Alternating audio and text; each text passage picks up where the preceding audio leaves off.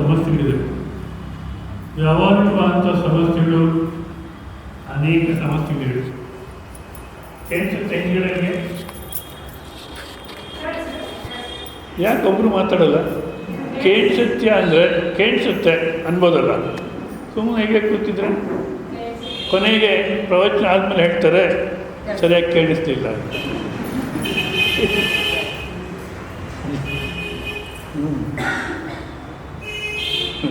ಒಂದು ತಮಾಷೆ ಕೇಳಿ, ಯಾರೋ ಇಬ್ಬರು ಹೆಂಡ ಕುಡಿದ್ಬಿಟ್ಟು ಜನಗಳ ಹತ್ರ ಯಾವ ರೀತಿ ಇರಬೇಕಂದ್ರೆ ಆ ಸ್ವಾಮಿಗಳ ಥರ ಇರಬೇಕು. ಹೆಂಡ ಕುಡಿದ್ಬಿಟ್ಟು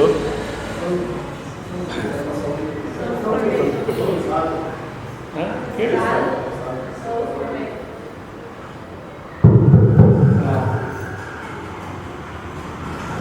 ಹೆಂಡ ಕುಡಿದ್ಬಿಟ್ಟು ಮಧ್ಯರಾತ್ರಿ ಹೊರಗಡೆ ಬರ್ತಾರೆ.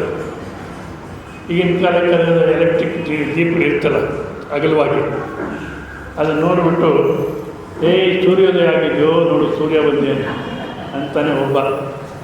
ಇನ್ನೊಬ್ಬ ಸೂರ್ಯ ಅಲ್ಲ ಅದು ಚಂದ್ರ ಅಂತಾನೆ. ಸೂರ್ಯ ಅಂದರೆ ಚಂದ್ರ ಅಂತೀಯ? ನಾನು ಹೇಳಿದ್ದೊಬ್ಬರು ಇಬ್ಬರು ಜಗಳ ಶುರು ಮಾಡ್ತಾರೆ. ಅಲ್ಲವ್ರು ಸ್ವಾಮಿಗಳಿದ್ರಂತೆ, ಅವ್ರು ಸ್ವಾಮಿಗಳು ಬರ್ತಾರೆ. ಬನ್ನಿ ಸ್ವಾಮಿಗಳೇ, ನಾನು ಇದು ಸೂರ್ಯ ಅಂತೀನಿ, ಇವನು ಚಂದ್ರ ಅಂತಾನೆ, ನೀವು ಹೇಳಿ ಈ ಸೂರ್ಯನೋ ಚಂದ್ರ ಅಂತ. ಆ ಸ್ವಾಮಿಗಳಿಗೆ ಏನು ಹೇಳಬೇಕು? ಸೂರ್ಯನೂ ಅಲ್ಲ ಚಂದ್ರನೂ ಅಲ್ಲಪ್ಪ, ಎಲೆಕ್ಟ್ರಿಕ್ ದೀಪ ಅನ್ಬೇಕು. ಆ ಜನ ಇಬ್ಬರು ಕೋಪ ಮಾಡಿಕೊಂಡು ಬಾರಿಸ್ಬಿಟ್ರೆ ಹೋಗಲಿ, ಒಬ್ಬನ ತಪ್ಪು ಇನ್ನೊಬ್ಬನ ತಪ್ಪು ಸರಿ ಅಂತ ಹೇಳೋಣ ಅಂದರೆ ಅವ್ರಿಗೂ ಕೋಪ ಬರುತ್ತೆ. ಅದಕ್ಕೆ ಸ್ವಲ್ಪ ಯೋಚನೆ ಮಾಡಿ ಹೇಳಿದ್ರಂತೆ. ಏನಂತ ಹೇಳಿದ್ರು, ಇದು ನಮ್ಮೂರಲ್ಲಪ್ಪ, ಇವರು ಕೇಳಿ.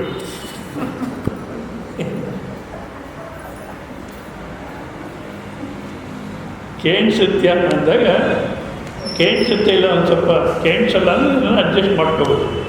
ಪ್ರವಚನ ಮುಗಿದ ಮೇಲೆ ಅಯ್ಯೋ ನಾವು ಸರಿಯಾಗಿ ಕೇಳಿಸ್ತಿಲ್ಲ ಅಂದರೆ ವ್ಯರ್ಥವಾಗುತ್ತೆ. ಅದಕ್ಕೆ ಇವಾಗ ಕೇಳಿಸುತ್ತಾನೆ ಕೇಳಿ. ಎರಡು ವಿಧವಾದಂಥ ಸಮಸ್ಯೆ ಇದೆ. ಒಂದು ವ್ಯಾವಹಾರಿಕವಾದಂಥ ಸಮಸ್ಯೆಗಳು, ಇದು ಅನೇಕ ಇದೆ. ದುಡ್ಡು ಬೇಕು, ಮದುವೆ ಆಗಬೇಕು, ಮಕ್ಕಳು ಇದೆಯೇ ನೂರೇ ಮುಗಿಯೋದಲ್ಲ, ಅದು ಇರಲಿ. ಈ ಎಲ್ಲ ಸಮಸ್ಯೆಗಳು ಆಗೋಗ್ಬಿಟ್ರೆ ಆಮೇಲೆ ನಾನು ಸುಖವಾಗಿರ್ತೀನಿ ಅಂತ ಪ್ರಯತ್ನ ಮಾಡ್ತಾಯಿದ್ವಿ. ಸಾಮಾನ್ಯ ನಮ್ಗೆ ಅನಿಸುತ್ತೆ, ಯಾವುದನ್ನೋ ಒಂದು ಸಮಸ್ಯೆ, ಪ್ರೆಸ್ಸಿಂಗ್ ಪ್ರಾಬ್ಲಮ್ ಅಂತಾರೆ, ಕುಟುಂಬದಲ್ಲಿ ಯಾವುದನ್ನೋ ಒಂದು ಸಮಸ್ಯೆ ಇದ್ದಾಗ ಇದೊಂದು ಮುಗಿದ್ಬಿಟ್ರೆ ಹಾಯಾಗಿರ್ತೀವಪ್ಪ ಅನಿಸುತ್ತೆ.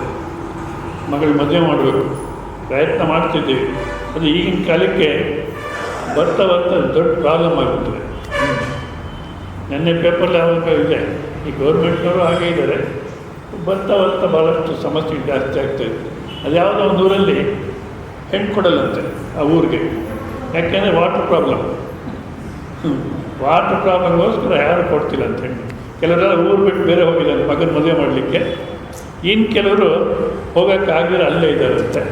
ಈಗ ಈ ಥರ ಅನೇಕ ವಿಧವಾದಂಥ ಸಮಸ್ಯೆಗಳು. ಸೊ ಮಗಳಿಗೆ ಮದುವೆ ಆಗಿಬಿಟ್ರೆ ಆಮೇಲೆ ಹಾಯಾಗಿರ್ತೀವಿ ಅಂತ ಅನಿಸುತ್ತೆ.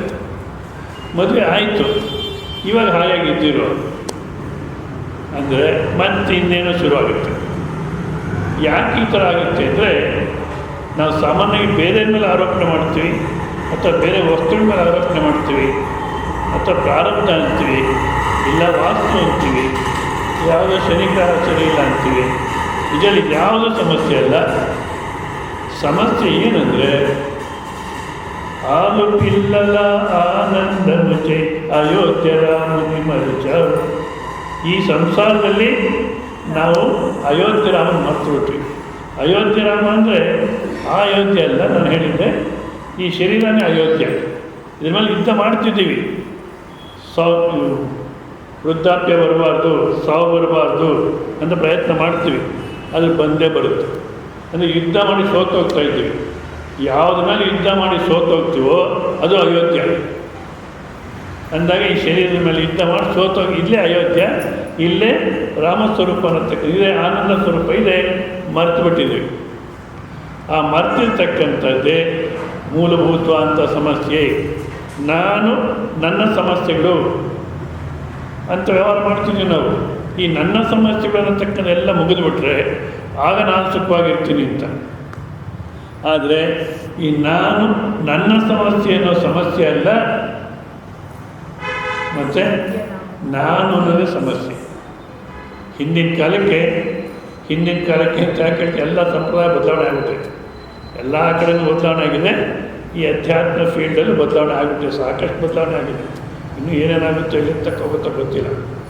ಹಿಂದಿನ ಕಾಲಕ್ಕೆ ಗುರು ನೋಡಿಕೊಂಡು ಹೋಗ್ತಿದ್ರು, ಈಗಿನ ಕಾಲಕ್ಕೆ ನೀವೆಲ್ಲ ಪುಣ್ಯಾತ್ಮಗಳು, ಗುರುಗಳೇ ಹುಡುಕೊಂಡ್ಬರ್ತಾರೆ ಒಬ್ಬರು ಆದ್ಮೇಲೆ ಒಬ್ಬರು. ಅಯ್ಯೋ ಪಾಪ ಸ್ವಾಮಿಗಳು ಬಂದಿದ್ದಾರೆ ಅಂದರೆ, ಪಾಪ ಸ್ವಾಮಿಗಳು ಏನು ಪಾಪ ಮಾಡಿ ಬಂದಿರೋ ಗೊತ್ತಿಲ್ಲ, ಅವರು ನಮಗೆ ಟೈಮೇ ಇಲ್ಲ ಅಂತೀವಿ. ಅಂದರೆ ಗುರುಗಳನ್ನ ಹುಡುಕೊಂಡು ಹೋಗೋ ಅವಶ್ಯಕತೆ ಇಲ್ಲ, ಇಲ್ಲೇ ಬರ್ತಾರೆ ಅವರು. ಅಲ್ಲ, ಹಿಂದಿನ ಕಾಲಕ್ಕೆ ಯಾರೋ ಹುಡುಕೊಂಡು ಹೋದಂತೆ ಕುಟಿಯಾದಲ್ಲೇ ಇದ್ದರು ಅವರು. ಸ್ವಾಮಿ ಹೊರಗಡೆ ಬರ್ತಿಲ್ಲ. ಯಾವ ರೀತಿ ಇರೋದಂದರೆ ಕೇಳಿ, ಅದನ್ನು ಚೆನ್ನಾಗಿ ಸ್ವಾರಸ್ಯವಾಗಿರುತ್ತೆ. ಋಷಿಕೇಶಲ್ಲಿ ಪುರಾಣ ಜಾಡಿ ಅಂತ ಒಂದು ಏರಿಯಾ ಇದೆ, ಅಲ್ಲಿ ಗುಡಿಸ್ಲಾಕೊಂಡಿರೋರು ಮಹಾತ್ಮರು. ಬ್ರಾಹ್ಮಿ ಮುಹೂರ್ತದಲ್ಲಿ 4 ಗಂಟೆಗೆ ಎದ್ದು ಶೌಚಕ್ರಿಯೆ ಮುಗಿಸಿ ನದಿ ದಂಡೆ ಮೇಲೆ ಆ ಗಂಗಾ ನದಿಯಲ್ಲಿ ಸ್ನಾನ ಮಾಡಿಕೊಂಡು ಒಳಗಡೆ ಹೊರಟೋಗೋರು. ಮತ್ತು ಸಂಜೆ ತನಕ ಈಚೆ ಬರ್ತಿರಲಿಲ್ಲ. ಭಿಕ್ಷನ ಕುಟಿಯಾತ್ರೆ ತಂದುಕೊಡೋರು ಕ್ಷೇತ್ರದವರು. ಅವರು ಭಿಕ್ಷಾ ತೊಗೊಂಬಂದರೆ ಹೊರಗಡೆ ಗಂಟೆ ಹೊಡೆಯೋರು ಅಥವಾ ಜಾಗಟೆ ಹೊಡೆಯೋರು. ಇವ್ರು ಈಚೆ ಬರ್ತಿಲ್ಲ ಸ್ವಾಮಿಗಳು. ಮತ್ತು ಒಂದು ಕಿಟಕಿ ಮಾಡ್ಕೊಂಡಿರೋರು ಗುಡಿಸ್ಲಲ್ಲಿ. ಆ ಕಿಟಕಿಯಿಂದ ಪ್ಲೇಟ್ ಹೊರಗಡೆಗೆ ಇಡೋರು. ಅದ್ರಲ್ಲಿ ಹಾಕಿಬಿಟ್ರೆ ತಗೊಂಡು ಹೊರಗಡೆ ತಿಂದು ಅಲ್ಲೇ ಇಟ್ಬಿಡೋರು. ಅಷ್ಟು ಏಕಾಂತವಾಗಿರೋರು. ರಾಜ ಮಹಾರಾಜ ಅವರನ್ನು ಭೇಟಿ ಮಾಡಬೇಕಂದ್ರೆ ಅಲ್ಲಿ ಹೋಗಿ ಕುಟಿಯಾತ್ರ ಹೋಗಿ ಪರಾಕ್ ಅನ್ನೋರು. ಅಂದರೆ ಹೊರಮುಖಕ್ಕೆ ಬನ್ನಿ ಅಂತ ಕರೆಯೋರು. ಬಂದರೆ ಅವ್ರ ಸಮಸ್ಯೆ ಹೇಳ್ಕೊಳ್ಳೋರು, ಬರಲಿಲ್ಲ ಅಂತ ವಾಪಸ್ ಬರೋರು. ಇವಾಗ ಪರಾಕಲ್ಲ, ಪ್ರತ್ಯೇಕ ಒಳಕ್ಕೆ ಹೋಗಿ ಅನ್ಬೇಕು ಇವ್ರಿಗೆ. ಯಾಕೆ ಅವಾಗ ತಿರುತ್ತಲೇ ಇರ್ತಾರೆ. ಇಲ್ಲಿ ಗುರುನ ಹುಡುಕೊಂಡು ಹೋಗ್ತಾನೆ, ಅವ್ರು ಒಳಗಡೆ ಇರ್ತಾರೆ. ಬಾಗ ತಟ್ಟಿದ್ರೆ ಗುರುಗಳು ಕೇಳ್ತಾರೆ, ಯಾರದು ಅಂತಾರೆ. ಆ ಶಿಷ್ಯ ಹೇಳ್ತಾನೆ ಹುಡುಕೊಂಡೋದನ್ನು, ಅದನ್ನು ಕೇಳೋಕ್ಕೆ ಬಂದಿದ್ದೀನಿ ನಿಮ್ಮ ಹತ್ರ, ನಾನು ಯಾರು ಅಂತ ಕೇಳೋಕ್ಕೆ ಬಂದಿದ್ದೀನಿ ನಿಮ್ಮ ಹತ್ರ ಅಂತಾನೆ. ಆವಾಗ ಗುರು ಏನಾದ್ರು ನನಗೆ ಗುರು ಇದ್ದಾಗಿದ್ದಾನೆ ಅಂದ್ಬಿಟ್ಟು ಬಾಯಿ ತೆಗಿತಾರೆ. ನಾವೇನು ಮಾಡಿದ್ವಿ, ನಿರಭಿಮಾನ ಸ್ಥಿತಿನಲ್ಲಿ ಬಂದ್ವಿ ಈ ಜಗತ್ತಿಗೆ. ಯಾವುದೇ ಅಭಿಮಾನ ಇಲ್ಲ, ಹೌದಾ? 1ನೇ ವಯಸ್ಸಲ್ಲಿ ನಾನು ಅನ್ನೋ ಶುರುವಾಯಿತು, ಅಷ್ಟಕ್ಕೆ ಮುಂಚೆ ಇರಲಿಲ್ಲ. ನಾನು ಯಾವಾಗ ಶುರುವಾಯಿತು, ಈ ಬಂಧು ಬಳಗ ಇವೆಲ್ಲ ಏನು ಮಾಡಿದ್ರು, ನೀನು ಹಿಂದೂ ಅಂದರು, ಮುಸ್ಲಿಂ ಕ್ರಿಶ್ಚಿಯನ್ ಏನೋ ಒಂದು ಹೇಳಿದ್ರು, ನಾವು ಒಪ್ಕೊಂಬಿಟ್ವಿ. ಮತ್ತು ಬ್ರಾಹ್ಮಣ ವೈಶ್ಯ ಎಲ್ಲ ಹೇಳಿದ್ರು, ಅವ್ರು ಹೇಳಿದ್ರೆಲ್ಲ ಒಪ್ಕೊಂಬಿಟ್ವಿ. ಬೇರೆಯವರು ನನ್ನ ನೋಡಿ ಏನೇನು ಹೇಳಿದ್ರು ಅದನ್ನೆಲ್ಲ ಒಪ್ಕೊಂಡೆ, ಹೌದಾ? ಅಷ್ಟೇ ಅಲ್ಲ, ನಾನೇನು ಓದ್ಕೊಂಡು ಅದೇ ನಾನು, ಯಾವ ಕೆಲಸ ಮಾಡ್ತೀನೋ ಅದೇ ನಾನು. I am an engineer. Retired ಆದಮೇಲೂ ಅವರು ರಿಟೈರ್ಡ್ ಆಗಿ ಉತ್ತರ ಕಾಶಿನಲ್ಲಿದ್ದರು. ಉತ್ತರ ಕಾಶಿ ಅಲ್ಲ, ಬದ್ರಿನಲ್ಲಿದ್ದರು. ಬದ್ರಿ 6 ತಿಂಗಳು ಕ್ಲೋಸ್ ಮಾಡಿಬಿಡ್ತಾರೆ, ಜನಗಳಿಗೆ ಅಲ್ಲಿ ಹೋಗ್ಲಿಕ್ಕಾಗಲ್ಲ, ಚಳಿ ಜಾಸ್ತಿ. ಮತ್ತು ಮೇನಲ್ಲಿ ಓಪನ್ ಮಾಡ್ತಾರೆ, ಮೇಯಿಂದ ಅಕ್ಟೋಬರ್ ತನಕ. ಆದರೆ ಅವರು ಮಾತ್ರ ಬದ್ರಿನಲ್ಲಿರೋರು. ಮತ್ತು ಒಂದು ಋಷಿಕೇಶ ಹರಿದ್ವಾರಲ್ಲಿರೋರು ರಿಟೈರ್ಡ್ ಆಫೀಸರು. ಅವ್ರು ಹೇಳೋರು, ನಾನು ಎಲ್ಲ ಬಿಟ್ಟು ಇಲ್ಲಿ ಬಂದ್ರೂ ನಾನು ರಿಟೈರ್ಡ್ ಆಫೀಸರಲ್ಲಿ ಹೋಗಿಲ್ಲ ಅಂತ. ಏಕೆಂದರೆ ನಾವು ಯಾವ ಕೆಲಸ ಮಾಡ್ತೀವೋ ಅದೇ ನಾವು ಅಂದ್ಕೊಳ್ತೀವಿ, ರಿಟೈರ್ಡ್ ಆದಮೇಲೂ ಅದೇ ನಾನು ಅಂತೀವಿ. ಈ ರೀತಿ ಅಭಿಮಾನ ಬೆಳೆಸ್ಕೊಳ್ತೀವಿ. ಈ ಅಭಿಮಾನನೇ ನಿಜವಾದ ಸಮಸ್ಯೆ. ಅಹಂಕಾರ ಮಮಕಾರಗಳೇ ಸಮಸ್ಯೆ. ಅದನ್ನು ತೆಗೆದಾಕೋಬೇಕಾದ್ರೆ ಈ ಥರ ಶ್ರವಣಕ್ಕೆ ಬರಬೇಕು. ಬಂದು ಸ್ವಲ್ಪ ಶಾಂತವಾಗಿ ಸಮಾಧಾನವಾಗಿ ಅವ್ರು ಹೇಳೋದನ್ನು ಕೇಳಿ ನಿಮ್ಮನ್ನು ನೀವು ನೋಡ್ಕೋಬೇಕು. ನೋಡಿಕೊಂಡ್ರೆ ಏನಿದೆಯಪ್ಪ ಪರಿಸ್ಥಿತಿ ಅಂದರೆ, ಶರೀರ, ಇಂದ್ರಿಯ, ಬುದ್ಧಿ, ಮನಸ್ಸು, ಅಹಂಕಾರ ಇದು ಬಾಹ್ಯ ಪರಿಧಿ. ನಾವು ಹೊರಗಡೆ ಕಾಣತಕ್ಕಂಥ ರೀತಿ ಕೋಟೆ. ಇನ್ನೊಂದು ಅಂತರ್ಕೇಂದ್ರ, ಸ್ವಾಮಿ ಅನ್ನಿ, ಕೇಂದ್ರ ಅನ್ನಿ, ಆನಂದ ಅನ್ನಿ, ಬ್ರಹ್ಮ ಅನ್ನಿ, ಏನಾದರೂ ಅನ್ನಿ, ಶರೀರ, ಇಂದ್ರಿಯ, ಬುದ್ಧಿ, ಮನಸ್ಸು, ಅಹಂಕಾರ ಇವೆಲ್ಲವೂ ತೆಗೆದು ಹಾಕಿದ ಮೇಲೆ ಯಾವುದೋ ಉಳಿಯುತ್ತೆ. ಯಾವುದು ಉಳಿಯುತ್ತೆ ಅಂದರೆ ಸಮಾಧಿನಲ್ಲಿ ಅದು ನಮಗೆ ಅನುಭವಕ್ಕೆ ಬರುತ್ತೆ. ಆದರೆ ಸಮಾಧಿ ಅಭ್ಯಾಸ ಎಲ್ಲರಿಗೂ ಇರೋಲ್ಲ. ಅದಕ್ಕೋಸ್ಕರ ಸಮಾಧಿ ತಗೊಳ್ಳಲ್ಲ ಶಾಸ್ತ್ರ. ಒಂದು. ಎರಡನೇದು ಮೂರ್ಛೆ ರೋಗ. ಮೂರ್ಛೆ ರೋಗದಲ್ಲಿ ಕೂಡ ಆ ರೀತಿ ಅನುಭವ ಇರುತ್ತೆ. ಆದರೆ ಮೂರ್ಛೆ ರೋಗ ಯಾರಿಗೂ ಬರೋದು ಬೇಡ, ಎಲ್ರಿಗೂ ಇರೋದು ಇಲ್ಲ, ಅದು ಬೇಡ. ಮತ್ತು ಮರಣ ಮತ್ತು ಪ್ರಳಯ. ಆ ಮರಣ ಪ್ರಳಯದಲ್ಲಿ ಆ ಸ್ಥಿತಿಯಲ್ಲಿ ಇರ್ತೀವಿ ನಾವು, ಬಟ್ ಅದು ನಮ್ಗೆ ಅನುಭವಕ್ಕೆ ಬರೋಲ್ಲ. ಇನ್ನು ಎಲ್ಲರ ಅನುಭವದಲ್ಲಿ ಇರತಕ್ಕಂಥದ್ದು ನಿದ್ದೆ. ಹೌದಾ? ಆ ನಿದ್ದೆ ಅಂತ ಏನು ಮಾಡಿದ್ವಿ, ಅದು ಸಹಜವಾಗಿ ಬರುತ್ತೆ, ಅದಕ್ಕೆ ಬೆಲೆ ಇಲ್ಲ. ಸಹಜವಾಗಿ ಬರುತ್ತೆ, ಬೆಲೆ ಇಲ್ಲ ಅದಕ್ಕೆ. ಆದರೆ ಯೋಚನೆ ಮಾಡಿದ್ರೆ ಯಾವ ರೀತಿ ಅನುಭವಿಸ್ತೀವೋ ಆ ರೀತಿ ತಗೋಬೇಕು. ಅದರಲ್ಲೂ ಅವಸ್ಥಾ ಹತ್ರ ಯೋಚನೆ ಮಾಡಬೇಕಾದ್ರೆ ನಿಮ್ಮ ಎಚ್ಚರ ನಿಮ್ಮೆಲ್ಲರದ್ದು ಎಚ್ಚರ ಅಲ್ಲ. ಆ ನಿಮ್ಮ ಅನ್ನೋ ಶಬ್ದ ಮರ್ಯಾದೆಗೋಸ್ಕರ ಉಪಯೋಗಿಸ್ತೀನಿ. ಸರಿಯಾಗಿ ಹೇಳಬೇಕಾದ್ರೆ ನಿನ್ನ ಎಚ್ಚರ, ನಿನ್ನ ಕನಸು, ನಿನ್ನ ನಿದ್ದೆ, ಅದನ್ನೇ ಯೋಚನೆ ಮಾಡಬೇಕು. ಮಾಡಿದ್ರೆ ನಿದ್ದೆನಲ್ಲಿ, ಈಗ ನಿದ್ದೆಯಲ್ಲಿ ಯಾವ ರೀತಿ ಅನುಭವಿಸಿದ್ರೋ ಅದನ್ನು ಮನಸ್ಸಿಗೆ ತಂದುಕೊಂಡು ಯಾವ ರೀತಿ ಇದ್ದೆ ನಾನು ಅಲ್ಲಿ, ಯಾವ ರೀತಿ ಇದ್ದೆ ಅನ್ನಿಸ್ತು ಅಂದರೆ ಯಾವ ಅನ್ನಿಸ್ಬೇಕೇನು ಇಲ್ದಿರ, ಹೆಣ್ಣು ಗಂಡು ಅನ್ನೋದು ಇಲ್ದಿರ, ಅಭಿಮಾನ ಇಲ್ದಿರ ಉಳಿದಿದ್ದೆ. ಯಾವ ರೀತಿ ಉಳಿದಿದ್ದೆ? ಆನಂದವಾಗಿ ಉಳಿದಿದ್ದೆ, ಆನಂದವಾಗಿ ಇದ್ದೆ. ಅದೇ ನಿಮ್ಮ ನಿಜ ಸ್ವರೂಪ. ಈಗಲೂ ಅದೇನೆ. ಇವಾಗಲೂ ಸ್ವಲ್ಪ ಇತ್ತಗಡೆ ತಿರುಗಿ,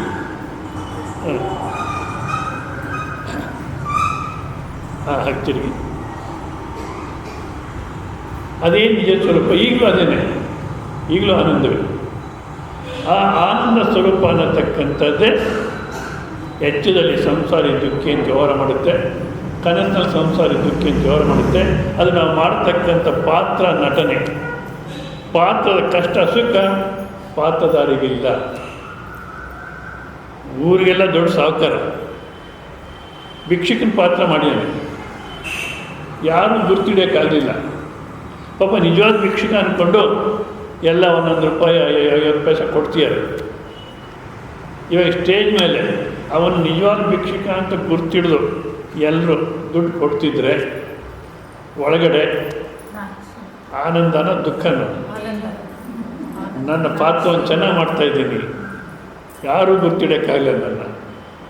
ಅದೇ ರೀತಿ ಶರೀರ, ಇಂದ್ರಿಯ, ಬುದ್ಧಿ, ಮನಸ್ಸಿದೆ ನಾನಲ್ಲ, ಎಲ್ಲ ತೆಗೆದಾಕಿರ್ತಕ್ಕಂಥ ಆನಂದ ಸ್ವರೂಪ ನಾನು ಅನ್ನತಕ್ಕ ನಿಶ್ಚಯ ನಮ್ಮಲ್ಲಿದ್ದರೆ ಹೊರಗಿನ ಜಗತ್ತಿನ ಸಂಸಾರ ದುಃಖ ಕಾಣ್ತಿದ್ರೂ ಸಂಸಾರದಲ್ಲಿ ಎಷ್ಟು ಕಣ್ಣೀರು ಬಂದರೆ ಅಷ್ಟು ಆನಂದ, ಎಷ್ಟು ಕಣ್ಣೀರು ಬಂದರೆ ಅಷ್ಟು ಆನಂದ. ಒಳಗಡೆ ಆನಂದವಾಗಿರ್ತೀವಿ.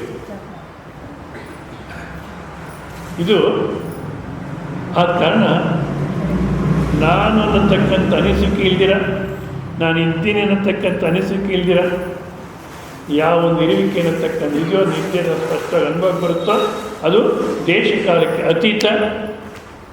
ಅದು ಹುಟ್ಟಿದ್ದು ಅಲ್ಲ, ಸಾಯೋದು ಇಲ್ಲ ಅಂದಾಗ ನಿಮ್ಗೆ ಹುಟ್ಟು ಸಾವು ಅನ್ನತಕ್ಕಂಥದ್ದು ಇಲ್ಲ. ಏನು ಸ್ವಾಮೀಜಿ ನೀವು ಹೇಳೋದು? ಹುಟ್ಟೋರು ನೋಡ್ತಿದ್ವಿ, ಸಾಯೋರು ನೋಡ್ತಿದ್ವಿ, ಹುಟ್ಟು ಸಾವು ಇಲ್ಲ ಅಂತಿರಲ್ಲ. ಅಂದರೆ ಈ ಸಾವು ಅನ್ನತಕ್ಕದ್ದು ಯಾವ ರೀತಿ ಅಂತ ಕೃಷ್ಣ ಪರಮಾತ್ಮ ಒಂದು ದೃಷ್ಟಾಂತವನ್ನು ಕೊಟ್ಟು ನಮಗೆ ಸ್ಪಷ್ಟ ಮಾಡ್ತಾರೆ. ಅಲ್ಲಿಂದ ನಾವು ನೋಡೋಣ.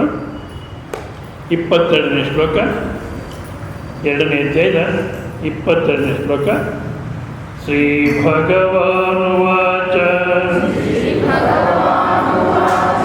ವಾಸಾಂಸಿ ಜೀರ್ಣಾನಿ ಯಥಾ ವಿಹಾಯ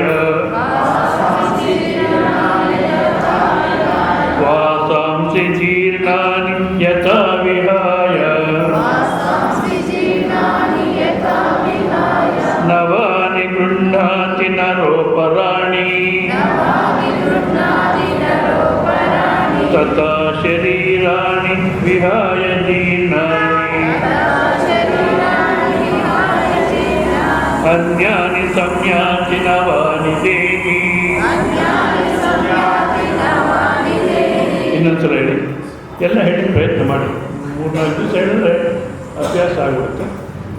ಎರಡನೇ ಇದ್ದೇ 22ನೇ ಶ್ಲೋಕ ಸಿಗ್ತಾ ಇದ್ರೂ ನೋಡಿ ಯಾವುದು ಇರ್ತದೆ. ವಾಸಾಂಸಿ ಜೀರ್ಣಾನಿ ಯಥಾ ವಿಹಾಯ ನವಾನಿ ಗೃಹ್ಣಾತಿ ನರೋಪರಾಣಿ ತಥಾ ಶರೀರಾಣಿ ವಿಹಾಯ ಜೀರ್ಣಾನಿ ಅನ್ಯಾನಿ ಸಂಯಾತಿ ನವಾನಿ ದೇಹಿ.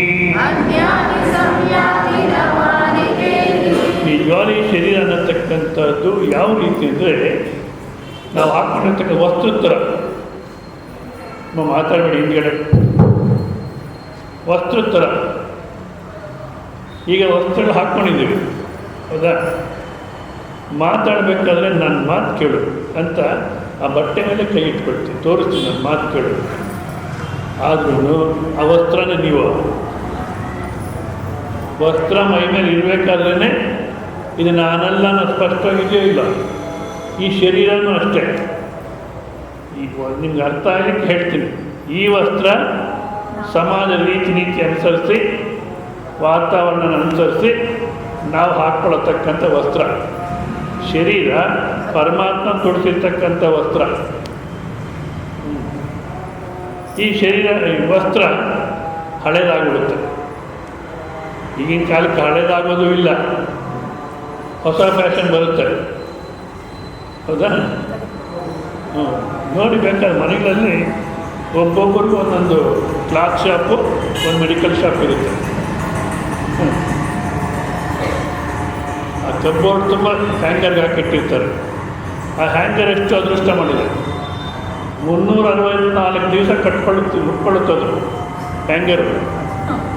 ಇವರು ಒಂದು ದಿವಸ ಉಟ್ಕೊಳ್ಳೋದು, ಅದಕ್ಕೆ ಪುಣ್ಯ.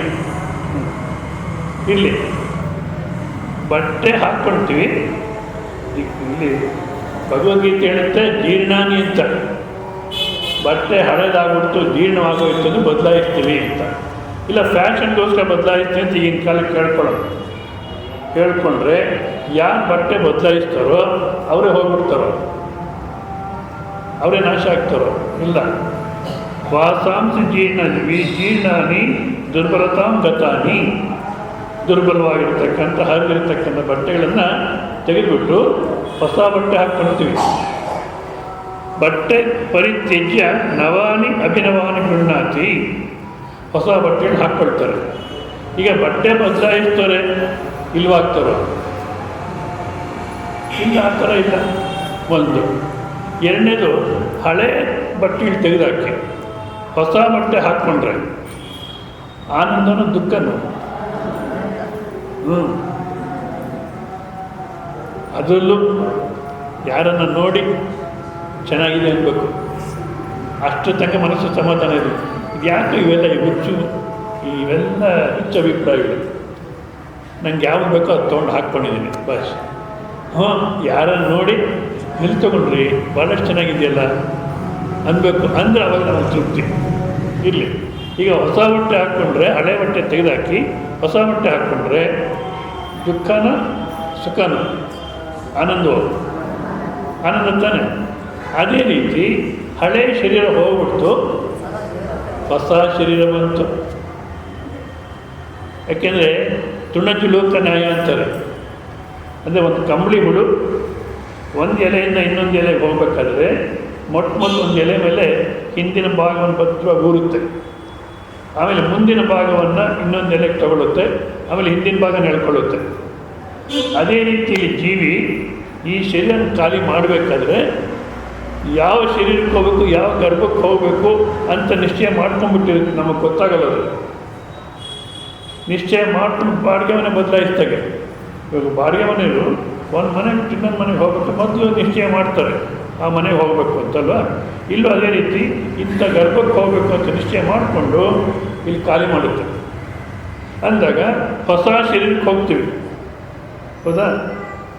ಆ ಹೊಸ ಶರೀರ ಯಾವುದೇ ಜನ್ಮ ಬರಲಿ, ಒಂದು ನಾಯಿ ಜನ್ಮ ಬರಲಿ, ನಾಯಿ ಮನೆ ಮುದ್ದು ಮುದ್ದಾಗಿರುತ್ತೆ, ಹೌದಲ್ಲ? ಇನ್ನು ಮನುಷ್ಯ ಜನ್ಮ ಬಂತು, ಮನೆಗಿರೋರೆಲ್ಲ ಸಂತೋಷ ಪಡ್ತಾರೆ.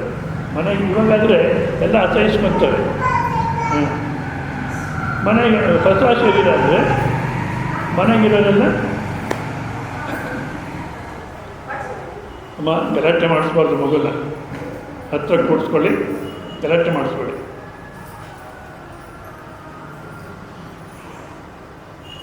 ಅಂದಾಗ ಈ ಶರೀರ ಇವಾಗಲೇ ಈ ಶರೀರಕ್ಕೆ ಬಿ ಪಿ, ಶುಗರು,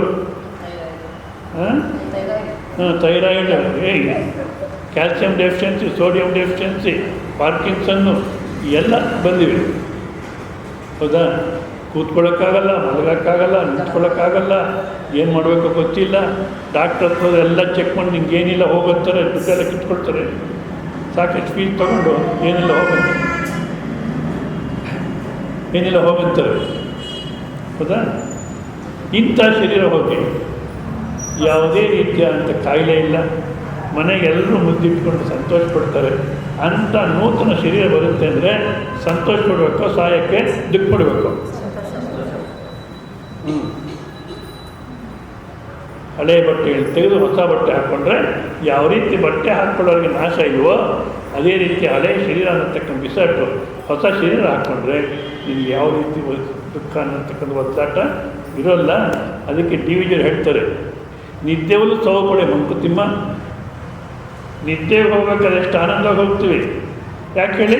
ತಿರ್ಗಾ ಎದ್ದು ಬರ್ತೀವಿ ಅಂತ ಗೊತ್ತು, ಹೌದಾ? ಅದಕ್ಕೋಸ್ಕರ ಆನಂದ.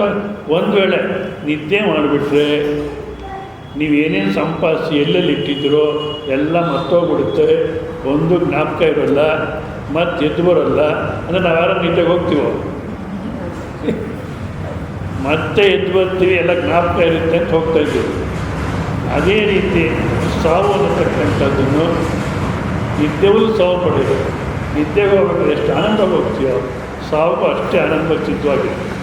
ಯಾಕೆಂದರೆ ವಾಸ್ತವಿಕ ಅಂತ ನಿನಗೆ ಸಾವಿಲ್ಲ, ಶರೀರ ಅನ್ನತಕ್ಕಂಥ ಬದಲಾವಣೆ ಆಗ್ಬೋದು ಅಂತ ಹೇಳ್ತಾ, ತಥಾ ಶರೀರಾನಿ ವಿಹಾಯ ಜೀರ್ಣಾನಿ ಅನ್ಯಾನಿ ಸಂಯಾತಿ. ಈ ಜೀರ್ಣವಾಗಿರ್ತಕ್ಕಂಥ ಶರೀರ ಬಿಟ್ಟು ಹೊಸ ಶರೀರ ಅಂತಕ್ಕಂಥನ್ನು ತಗೊಳ್ತಾರೆ. ಪುರುಷವತ್ ಅವಿಕ್ರಯೇವ ಇತ್ಯರ್ಥಃ. ಅಂದರೆ ಯಾವ ರೀತಿ ಬಟ್ಟೆ ಬದಲಾಯಿಸ್ತಾರೆ, ಯಾವ ಬದಲಾವಣೆ ಆಗಲ್ವೋ ಅದೇ ರೀತಿ ಸಾವು ಅಂದಾಗ ಶರೀರ ಬದಲಾವಣೆ ಆಗುತ್ತೆ ಹೊರತು ನನಗೆ ಯಾವ ರೀತಿ ಬದಲಾವಣೆಯೂ ಆಗೋಲ್ಲ. ಸ್ವಾಮೀಜಿ ಶರೀರ ಆದರೂ ಹೋಗುತ್ತೋ ಇಲ್ಲೋ? ನಾವು ಎಷ್ಟು ಚೆನ್ನಾಗಿ ಇಟ್ಕೊಂಡಿದ್ದೀವಿ ಇದನ್ನು, ಲ್ಯಾಪ್ಟಾಪ್ ಕಾಲಮಿನ್ನು ಸುಡುಗಾಡು ಏನೇನೋ ಹಾಕ್ಕೊಂಡು ಎಷ್ಟು ಚೆನ್ನಾಗಿ ಇಟ್ಕೊಂಡಿದ್ದೀವಿ, ಇದನ್ನು ಹೋಗುತ್ತೋ ಇಲ್ಲೋ ಅಂದರೆ ಕೇಳಿ. ಶರೀರ ಅನ್ನತಕ್ಕಂಥದ್ದು ಪಂಚಮಹಾಭೂತಗಳಿಂದ ಆಗಿರೋದು ಅಥವಾ ಆಹಾರದಿಂದ ಆಗಿರೋದು. ಆಹಾರ ಅನ್ನೋದು ಪಂಚಮಹಾಭೂತಗಳ ವಿಕಾರ. ತಂದೆ ತಾಯಿ ತಿನ್ನಂಥ ಆಹಾರ ಈ ರೂಪದಲ್ಲಿ ಹೊರಗಡೆ ಬರುತ್ತೆ. ಮತ್ತು ಇಲ್ಲಿ ನಾವು ಆಹಾರವನ್ನು ಸೇವನೆ ಮಾಡಿ 80 kg 70 kg ಆಗಿದ್ದೀವಿ, ಹೌದಾ? ಸೊ ಇವಾಗ ಈ ಶರೀರ ಆದ್ರೂ ನಾಶ ಆಗುತ್ತೋ ಇಲ್ಲ ಅಂದರೆ ನೀವು ಇನ್ನೂ ಸೂಕ್ಷ್ಮವಾಗಿ ಚಿಂತನೆ ಮಾಡಿದ್ರೆ ಶರೀರನೂ ನಾಶ ಆಗೋಲ್ಲ. ಮತ್ತೇನಾಗುತ್ತೆ? ಆಕಾಶದಲ್ಲಿ ಸೇರೋಗುತ್ತೆ. ಪಂಚಮಹಾಭೂತಗಳಂದಾಗ ಆಕಾಶದಲ್ಲಿ ಸೇರೋಗುತ್ತೆ, ಪೃಥ್ವಿಯಂಶದಲ್ಲಿ ಸೇರೋಗುತ್ತೆ, ಗಾಳಿಯಲ್ಲಿ ಸೇರೋಗುತ್ತೆ, ಅಗ್ನಿಯಲ್ಲಿ ಸೇರುತ್ತೆ, ಪೃಥ್ವಿಯಲ್ಲಿ ಸೇರುತ್ತೆ, ನೀರಲ್ಲಿ ಸೇರೋಗುತ್ತೆ. ಪಂಚಮಹಾಭೂತಗಳಿಂದ ಸೇರಿರ್ತಕ್ಕಂಥ ಶರೀರ ಮತ್ತೆ ತನ್ನ ಸ್ವಸ್ವರೂಪ ಕೊಟ್ಟೋಗುತ್ತೆ. ಆ ಸೂಕ್ಷ್ಮ ಶರೀರ ಮನಸ್ಸು, ಬುದ್ಧಿ, ಚಿತ್ತ, ಅಹಂಕಾರ ಅದರಲ್ಲಿರ್ತಕ್ಕಂಥ ಸಂಸ್ಕಾರ, ಸೂಕ್ಷ್ಮ ಶರೀರ ಮತ್ತೊಂದು ಜನ್ಮಕ್ಕೆ ಹೋಗುತ್ತೆ. ಇವೆರಡಕ್ಕೂ ಆಧಾರವಾಗಿರತಕ್ಕಂಥ ಸ್ವರೂಪ ಅದಕ್ಕೇನಾಗಲ್ಲ. ಅಂದರೆ ಶರೀರ ದೃಷ್ಟಿಯಿಂದಲೂ ಏನು ನಷ್ಟ ಆಗಲಿಲ್ಲ, ಪಂಚಮಭೂತಗಳಾಗಿ ಇಟ್ಟುಬಿಡ್ತು. ಇನ್ನು ಮನಸ್ಸು, ಬುದ್ಧಿ ಅದೆಲ್ಲ ಮತ್ತೊಂದು ಶರೀರಕ್ಕೆ ಹೋಗುತ್ತೆ. ಇವೆರಡಕ್ಕೂ ಆಧಾರವಾಗಿರೋಂಥ ಸ್ವರೂಪ ಅದಕ್ಕೇನು ಆಗೇ ಇಲ್ಲ. ಮತ್ತು ಏನು ನಷ್ಟ ಆಯಿತು ಅಂದ್ಕೊಳ್ಳಾಡಬೇಕು? ನಷ್ಟ ಆಗಿರೋದು ನಮ್ಮ ಬುದ್ಧಿ, ಅಜ್ಞಾನ, ಸರಿಯಾಗಿ ವಿವೇಕ ಮಾಡಲಿಲ್ಲ. ಎಷ್ಟು ಮಾತ್ರ ಅಂದರೆ ಸಾವು ಅನ್ನೋದು ತಾಯಿ ಚಪಾತಿನೇನು ಮಾಡ್ತಿರ್ತಾರೆ, ಒಂದು ಹೆಣ್ಮಗು ಇರುತ್ತೆ, ಅದೇನು 10th ಬಂದ್ಬಿಟ್ಟು ಯಾವ ಕೆಲಸನೂ ಮಾಡೋಲ್ಲ ಈಗಿನ ಕಾಲಕ್ಕೆ. 8th 9th 10th ಬಂದು ಯಾವ ಕೆಲಸನೂ ಮಾಡೋಲ್ಲ. ಆ 2ನೇ ವಯಸ್ಸಲ್ಲಿ ಇದ್ದಾಗ ನಾನು ಮಾಡ್ತೀನಿ ಅಂತ ಬರುತ್ತೆ. ಬೇಡ ಅಂದರೆ ಕೇಳಲ್ಲ. ಅದಕ್ಕೆ ಒಂದು ಸ್ವಲ್ಪ ಹಿಟ್ಟು ಕೊಟ್ಬಿಟ್ಟು ನೀನು ದೂರ ಕೂತ್ಕೊಂಡು ಮಾಡ್ಕೊ ಅಂತಾರೆ. ಅದೇನು ಮಾಡುತ್ತೆ, ಒಂದು ಸಲ ಹಪ್ಪಳ ಮಾಡುತ್ತೆ, ಚೆನ್ನಾಗಿಲ್ಲ ಅಂದ್ಬಿಟ್ಟು ಮತ್ತೆ ಉಂಡೆ ಮಾಡುತ್ತೆ, ಮತ್ತೆ ಚಕ್ಲಿ ಥರ ಮಾಡುತ್ತೆ, ಮತ್ತು ಅದಕ್ಕೆ ಇನ್ನೇನೋ ಮಾಡುತ್ತೆ. ಇವಾಗ ಆ ಮಗುವಿನ ಕೈನಲ್ಲಿ ಆ ಹಿಟ್ಟು ರೂಪವನ್ನು ಬದಲಾಯಿಸ್ಕೊಳ್ತಿದೆಯೇ ಹೊರತು ನಾಶ ಆಗುತ್ತೋ. ಅದೇ ರೀತಿ ಪರಮಾತ್ಮನ ಕೈನಲ್ಲಿ ನಮ್ಮ ಶರೀರ ರೂಪ ಅನ್ನತಕ್ಕ ಬದಲಾವಣೆ ಆಗ್ತಿದೆ. ನಿಜವಾಗಿ ನಾವು ಬದಲಾವಣೆ ಆಗ್ತಿದ್ದೀವಿ ಅಂದರೆ ಇಲ್ಲ ಅಂದಾಗ ಸಾವು ಅನ್ನತಕ್ಕಂಥದ್ದಕ್ಕೆ ಭಯಪಡತಕ್ಕಂಥ ಅವಶ್ಯಕತೆ ಇಲ್ಲ. ಯಾವ ಮೃತ್ಯು ಭಯ ಇಲ್ವೋ ಮನುಷ್ಯನಿಗೆ ಸಾಕಷ್ಟು ಭಯ ಇದೆ. ಭೋಗೇ ರೋಗ ಭಯಂ, ಕುಲೇ ಚ್ಯುತಿ ಭಯಂ, ವಿತ್ತೇ ನೃಪಾಲಾತ್ ಭಯಂ, ಮಾನೇ ದೈನ್ಯ ಭಯಂ, ಬಲೇ ರಿಪು ಭಯಂ, ರೂಪೇ ಜರಾಯ ಭಯಂ, ಶಾಸ್ತ್ರೇ ವಾತ ಭಯಂ, ಕಯೇ ಕೃತಾಂತಾತ್ ಭಯಂ, ಸರ್ವಂ ಭಯಾನ್ವಿತಂ ಭುವಿ ನೃಣಾನ್ ವೈರಾಗ್ಯಮೇವ ಅಭಯಂ. ಸಾಕಷ್ಟು ಭಯಗಳಿದೆ ಮನುಷ್ಯನಿಗೆ. ನಿಜವಾದ ಮನುಷ್ಯನಿಗಿರೋ ಅಷ್ಟು ಭಯ ಒಂದು ನಾಯಿಗೂ ಇಲ್ಲ, ಒಂದು ಹಂದಿಗೂ ಇಲ್ಲ, ಒಂದು ಪಶು ಪಕ್ಷಿ ಕುಡಿಕಲಿಕ್ಕಾದಿಗೂ ಇಲ್ಲ. ಇವನು ಮಕ್ಕಳು ನೋಡಿದ್ರು ಭಯ. ಯಾರಿಗೆ? ಮನುಷ್ಯನಿಗೆ. ಏನಾಗ್ತಾರೋ, LKG ಮುಗಿಸ್ತಾರೋ ಇಲ್ಲವೋ, ಮತ್ತು PG ಮಾಡ್ತಾರೋ ಇಲ್ಲೋ ಈ ಭಯ. ಮತ್ತು ನನ್ನ ಆಸ್ತಿ ಏನು ಮಾಡ್ತಾರೋ. ಯಾವ ಪ್ರಾಣಿನೂ ಒತ್ತಾಡಲ್ಲ. ಸ್ವತಂತ್ರ ಜೀವನ ಮಾಡುವಂಥ ಶಕ್ತಿ ಬರೋ ತನಕ ಜೊತೆಗೆ ಇಟ್ಕೊಂಡಿರುತ್ತೆ ಪ್ರಾಣಿಗಳು. ಸ್ವತಂತ್ರ ಜೀವನ ಮಾಡ್ತೀವೋ ಅಂತಂದರೆ ಬಿಟ್ಬಿಡುತ್ತೆ, ಮತ್ತೆ ಗೋಳಾಡಲ್ಲ. ನಾವು ಸ್ವತಂತ್ರ ಜೀವನ ಮಾಡಬೇಕಂತ ಮಾಡ್ತೀವಿ, ಅವರು ಸ್ವತಂತ್ರ ಜೀವನ ಮಾಡಲಿಕ್ಕೆ ಶುರು ಮಾಡಿಬಿಟ್ರೆ ಗೋಳಾಡ್ತೀವಿ. ಎಷ್ಟು ಕಷ್ಟಪಟ್ಟು ಸಾಕಿದೆ, ಇವತ್ತು ನನ್ನ ಕಡೆ ನೋಡಲ್ಲ. ಯಾವ ಕರಡಿನೂ ತನ್ನ ಸಂತಾನನ ಕುರಿತು ಗೋಳಾಡಲ್ಲ, ಭಯಪಡಲ್ಲ. ಬಟ್ ಜವಾಬ್ದಾರಿಯಿಂದ ಸಾಕುತ್ತೆ. ಎಷ್ಟು ಜವಾಬ್ದಾರಿಯಿಂದ ಸಾಕುತ್ತೆ ಅಂದರೆ ಆ ಕರಡಿ ಹೇಳ್ತಾರೆ, ಆ ಜೇನು ಕಿತ್ಕೊಂಡು ತಿನ್ನಬೇಕು, ಅದಕ್ಕೆ ಟ್ರೈನಿಂಗ್ ಕೊಡುತ್ತಂತೆ ಮಕ್ಕಳಿಗೆ. ಅಂದರೆ ಜೇನು ಹುಡುಗ ಕೈಲಿ ಕಡಿಸ್ಕೊಳ್ತೀರ, ಯಾವ ರೀತಿ ಜೇನನ್ನು ಕಲೆಕ್ಟ್ ಮಾಡಿ ತಿನ್ನಬೇಕು ಅಂತ. ಸರಿ, ಟ್ರೈನಿಂಗ್ ಕಟ್ಕೊಂಡ್ರೆ ಆ ಮಕ್ಕಳು ಬರೋಲ್ಲ. ಅದಕ್ಕೇನು ಮಾಡುತ್ತಂತೆ, ನಾವೇನು ಮಾಡ್ತೀವಿ, ಚಾಕ್ಲೇಟ್ ಕೊಡ್ತೀವಿ, ಸ್ಕೂಲ್ಗೆ ಹೋಗ್ಬಿಟ್ಬಾ ಚಾಕ್ಲೇಟ್ ಕೊಡ್ತೀವಿ ಅಂತೀವಿ. ಅದೇನು ಮಾಡುತ್ತೆ ಅಂದರೆ ಹಲಸಿನ ಹಣ್ಣು, ಮಾವಿನ ಹಣ್ಣು ಇದನ್ನೆಲ್ಲ ತಗೊಂಡು ಪೀಸ್ ಮಾಡಿ ಅದಕ್ಕೆ ಜೇನುತುಪ್ಪ ಹಾಕಿ ಕಲಸುತ್ತಂತೆ. ಕಲಸಿ ಉಂಡೆ ಮಾಡಿ ಇಟ್ಟಿರುತ್ತಂತೆ. ಟ್ರೈನಿಂಗ್ ಕರ್ಕೊಂಡು ಹೋಗ್ಬೇಕಾದ್ರೆ ಆ ಉಂಡೆ ಕೊಟ್ಬಿಟ್ಟು ಕರ್ಕೊಂಡು ಹೋಗುತ್ತಂತೆ. ಟ್ರೈನಿಂಗ್ ಕೊಡುತ್ತೆ, 2 ತಿಂಗಳು 3 ತಿಂಗಳು ಟ್ರೈನಿಂಗ್ ಕೊಡುತ್ತಂತೆ. ಸ್ವತಂತ್ರವಾಗಿ ಜೇನು ಕಿತ್ಕೊಂಡು ತಿಂದಿದ್ದನ್ನು ನೋಡಿದ್ರೆ ನನ್ನ ಜವಾಬ್ದಾರಿ ಮುಗೀತು ಅಂತ ಬಿಟ್ಬಿಡುತ್ತೆ. ನಾವು ಗೋಳಾಡ್ತೀವಿ, ಬಿಡೋಲ್ಲ. ಇಲ್ಲ ಅವರೇ ಹೋಗ್ಬಿಡ್ತಾರೆ, ಇಲ್ಲ ನಮ್ಮನ್ನೇ ವೃದ್ಧಾಶ್ರಮ ತಳ್ಳಿಬಿಡ್ತಾರೆ, ಮತ್ತೆ ಗೋಳಾಡ್ತೀವಿ. ಎಲ್ಲ ಇದರಲ್ಲೂ ಭಯನೇ. ಆದರೆ ಈ ತತ್ವ ಇಷ್ಟು ತನಕ ನಾವೇನು ವಿವೇಕ ಮಾಡೋದು, ಆ ಮೃತ್ಯು ಅನ್ನತಕ್ಕಂಥ ನಿನಗಿಲ್ಲ, ಕೆಲವು ಬಟ್ಟೆ ಬದಲಾಯಿಸ್ತಾಗಿದ್ದು ಅಂತೇನು ಹೇಳಿದ್ವು, ಅದು ಅರ್ಥ ಆದರೆ ಮೃತ್ಯು ಭಯ ಇಲ್ಲ. ಯಾವ ಮೃತ್ಯು ಭಯ ಇಲ್ವೋ ಇನ್ಯಾವ ಭಯನೂ ಇಲ್ಲ. ಈ ಸೂಫಿ ಫಿಲಾಸಫಿನಲ್ಲಿ ಫಕೀರ್ ಅಂತಾರೆ, ನಮ್ಮಲ್ಲಿ ಸ್ವಾಮಿಗಳು ಅಂತಾರೆ, ಅವರಲ್ಲಿ ಫಕೀರ್ ಅಂತಾರೆ. ಫಕೀರ್ ಅಂದರೆ ಜಸ್ಟ್ ಫಿಕ್ರನ್ನ ಹೀಗೆ ಫಕೀರ್. ಯಾರಿಗೆ ಭಯ ಅನ್ನತಕ್ಕನಿಲ್ವೋ ಅವರು ಫಕೀರ್. ಭಯ ಅನ್ನೋದಿಲ್ಲ ಅನ್ನೋಕ್ಕೆ ಅವ್ರು ಏನು ಮಾಡಿಬಿಟ್ರೆ ಕೆಲವರು ಆ ಸಂಪ್ರದಾಯ ಚೆನ್ನಾಗಿದೆ, ಇದೇ ತತ್ವವನ್ನು ಹೇಳ್ತಾರೆ ಅವರು. ಅದೇ ಬರ್ತಾವಂತೇನಾಯಿತು, ನಾವು ಫಕೀರು ಯಾರಿಗೂ ಭಯಪಡೋಲ್ಲ ಅಂದ್ಬಿಟ್ಟು ಕತ್ತಿ ಆಡಿಸ್ಕೊಂಡು ತಿರುಗಲಿಕ್ಕೆ ಶುರು ಮಾಡಿದ್ರು. ಸಮಾಜ ನೆಗ್ಲೆಕ್ಟ್ ಮಾಡಿಬಿಡ್ತು, ಇವಾಗ ಕಾಣಲ್ಲ ಅವರು. ಆದರೆ ಫಕೀರ್ ಅಂದರೆ ಜಿಸ್ಕೋ ಫಿಕರ್ ನಹಿ. ಏನಾಯಿತು ನೋಡಿ ರಮೇಶ್, ಏನೋ ಸೌಂಡ್ ಬರುತ್ತೆ ಅಂತ.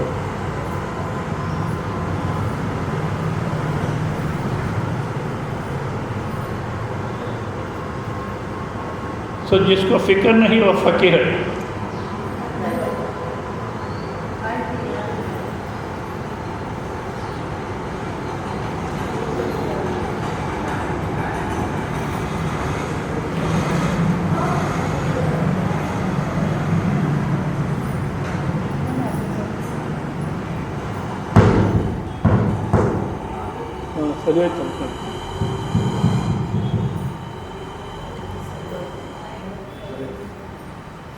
जिसको फिक्र नहीं,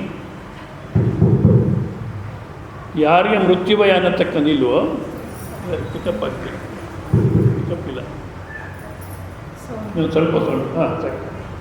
ಯಾರಿಗೆ ಮೃತ್ಯು ಭಯ ಅನ್ನತಕ್ಕಂದಿಲ್ವೋ ಅವ್ರಿಗೆ ಯಾವ ಭಯನೂ ಇರಲ್ಲ. ಕೇಳಿಸುತ್ತೆ ಅದರಲ್ಲಿ. ಆದ ಕಾರಣ ಈ ತತ್ವ ತಿಳ್ಕೊಂಡ್ರೆ ಮೃತ್ಯು ಭಯ ಅನ್ನತಕ್ಕ ಇಲ್ಲ, ಈಗ ಯಾವ ಭಯನೂ ಇಲ್ಲ. ಮತ್ತೇನು ನಿಂತಿದ್ರೆ ಭೋಜನದೊಳು ಪರಮ ಭೋಜನ ಪರಬ್ರಹ್ಮರಸ, ಭೋಜನದೊಳು ಪರಮ ಭೋಜನ ಪರಬ್ರಹ್ಮರಸ, ಯಾಚಿಸಲ್ಕೆ ನಿತ್ಪುರದುಂಡ ಬಳಿಕ ತ್ಯಾಜಕ ಸಂತ್ಯಾಜ್ಯ ವೇದಗಳ ನೆನೆದು ರಾಜ ನೀನು ಜಗಕ್ಕೆಲ್ಲ ಮಂಕುತಿಮ್ಮ. ಭೋಜನ ಪರಬ್ರಹ್ಮರಸ. ನಾವು ಏನೇನು ಜೀವನ ಅಂತ ಮಾಡ್ತಿದ್ದೀವೋ, ಭೋಗ ಅಂತ ಅನುಭವಿಸ್ತಾ ಇದ್ದೀವೋ, ಅದರಲ್ಲೆಲ್ಲ ಉತ್ತಮವಾಗಿರ್ತಕ್ಕಂಥ ಊಟ ಭೋಜನ ಭೋಗ ಅಂದರೆ ಪರಬ್ರಹ್ಮ ರಸ. ಯಾಚಿಸಲ್ಕೇನಿಪ್ಪದು ಅದನ್ನುಂಟ ಬಳಿಕ ಆ ಪರಬ್ರಹ್ಮ ತತ್ವ ನಮ್ಮ ಆನಂದ ಸ್ವರೂಪ ಅನ್ನೋದಕ್ಕೆ ಅರ್ಥ ಮಾಡಿಕೊಂಡ್ರೆ, ಇವಾಗ ಇವನಿಲ್ಲ ಭಿಕ್ಷುಕ, ಎಲ್ಲರೂ ಭಿಕ್ಷುಕರೇ. ಅವ್ರು ಯಾರೋ ಭಿಕ್ಷುಕ್ ಬರ್ತಾರೆ, ಅವ್ರು ಮಾತ್ರ ಭಿಕ್ಷುಕರಲ್ಲ. ಸ್ಟಾರ್ಟಿಂಗ್ ಫ್ರಮ್ ದಿ ಪ್ರೆಸಿಡೆಂಟ್ ಅಥವಾ ಅಮೇರಿಕನ್ ಪ್ರೆಸಿಡೆಂಟ್ ಯಾರನ್ನ ತಗೊಳ್ಳಿ, ಎಲ್ಲರೂ ಭಿಕ್ಷುಕರೇ.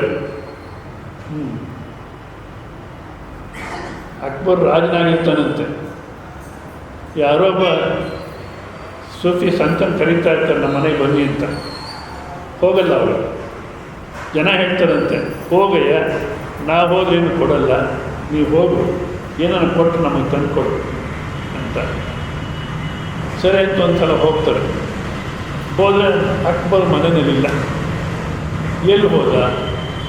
ಇಲ್ಲ ಮಸೀದಿಗೆ ಹೋಗಿದ್ದಾರೆ. ಸರಿ, ಅಲ್ಲೇ ಹೋದರು. ಮಸೀದಿಗೆ ಹೋದರೆ ಅಲ್ಲಿ ಪ್ರಾರ್ಥನೆ ಮಾಡ್ತೇನೆ, ಪರಮಾತ್ಮ ನನಗೆ ಅದು ಬೇಕು, ಇದು ಬೇಕು, ಅದು ಬೇಕು, ಇದು ಬೇಕು ಅಂತ ಪ್ರಾರ್ಥನೆ ಮಾಡ್ತಾಯಿದ್ದಾರೆ.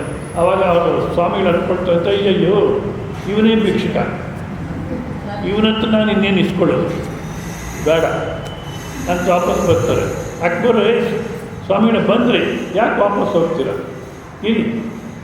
ಇಲ್ಲಪ್ಪ ಬಂದೆ ನಾನು, ಬಟ್ ನೀನೇ ಭಿಕ್ಷೆ ಬೇಡ್ತಾ ಇದ್ದೆ ಪರಮಾತ್ಮನ ಹತ್ರ, ಇನ್ನು ನಿನ್ನಂತ ನಾನೇನು ತಗೊಳ್ಳೋದು, ಪಾಪ ಇನ್ನೂ ಬಡವ ಆಗ್ಬಿಡ್ತೇನೆ, ಬೇಡ ಅಂತ.